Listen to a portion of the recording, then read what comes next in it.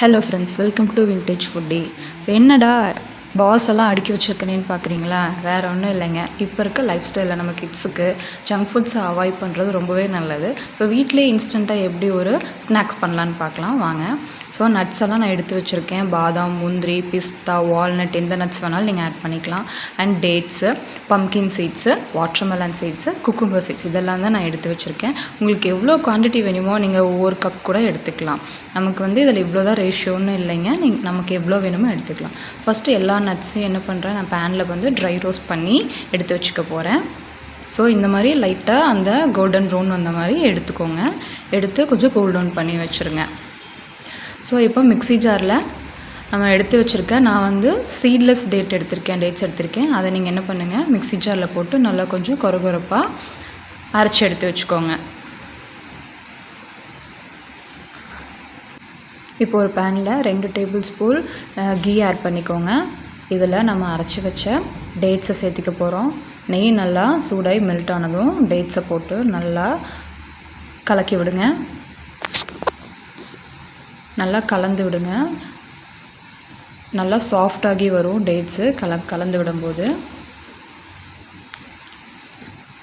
இந்த ஸ்டேஜில் என்ன பண்ணலாம் அப்படின்னா, நம்ம எல்லா நட்ஸையும் இதோட ஆட் பண்ணி எல்லாத்தையும் கலந்து விடுங்க. டேட்ஸும் நட்ஸும் வந்து நல்லா மிக்ஸ் ஆகி நல்ல ஒரு பிளெண்ட் டெக்ஸ்சர் கொடுக்கும். இந்த மாதிரி நம்ம கலந்து எடுத்து வச்சுக்கலாம். இதை அப்படியே என்ன பண்ணுறோம் அப்படின்னா, ஒரு டின்னில் வந்து நான் ட்ரான்ஸ்ஃபர் பண்ண போகிறேன்.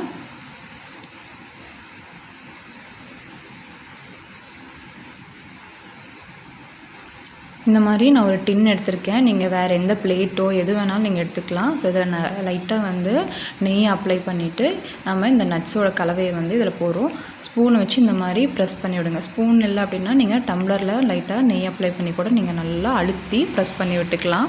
இப்போ லாஸ்ட்டாக நான் டார்க் சாக்லேட் வந்து மெல்ட் பண்ணி வச்சுருக்கேன். அதை சேர்த்து நல்லா எல்லா பக்கமும் ஸ்ப்ரெட் பண்ணி விட போகிறேன். ஸோ எல்லா கார்னர்ஸும் கவர் ஆகிற மாதிரி இந்த சாக்லேட்டை நல்லா ஸ்ப்ரெட் பண்ணி விட்டுக்கோங்க. அவ்வளோதான். இதை அப்படியே நம்ம ஃப்ரீசரில் ஒரு 15 மினிட்ஸ் செட் பண்ணி எடுத்துக்கலாம். அவ்வளோதாங்க, நம்மளோட சாக்கோ நட்ஸ் பார் ரெடி ஆகிடுச்சு. இப்போ ஃப்ரீசர்லேருந்து எடுத்தாச்சு. நல்லா பாருங்கள், கை வச்சாலும் சாக்லேட் வந்து ஒட்டலை, நல்லா செட் ஆகிடுச்சு.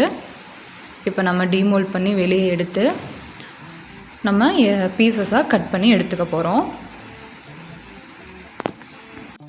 குழந்தைங்களுக்கு ஸ்கூலுக்கு ஸ்நாக்ஸ் பாக்ஸில் நீங்கள் போட்டு கொடுத்து அனுப்பலாம். ரொம்ப என்ஜாய் பண்ணி சாப்பிடுவாங்க. ஸ்கூல் முடிஞ்சு வந்ததுமே ஸ்நாக்ஸ் வேணும், ஏதோ ஒன்று சாக்லேட்டியாக வேணும் கேட்குறாங்களா, அப்போது இதை கொடுத்து பாருங்கள், அவ்வளோ லைக் பண்ணுவாங்க. நீங்கள் வெளியே சாக்லேட் வாங்கி கொடுக்கணுங்கிற அவசியமே இல்லைங்க. இதுவே அவ்வளோ டேஸ்டியாக இருக்கும். எல்லாத்தையுமே ஸ்லைஸ் போட்டு எடுத்து வச்சுக்கலாம்.